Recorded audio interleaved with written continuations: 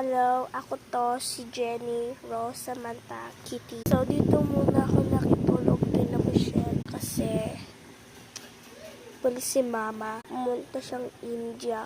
Bawal pa din yung mga bata kasi hindi pa nila alam yung salita niya magtatakbo. Si Jenny tulog dito sa ano ko.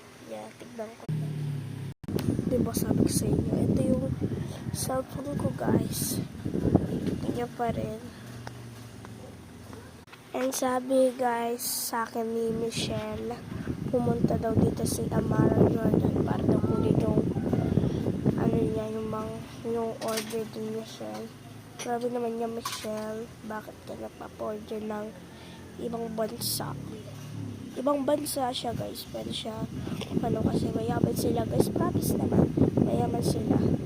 And gusto lang talaga niya mag-video, so sige na guys, tulog na ako.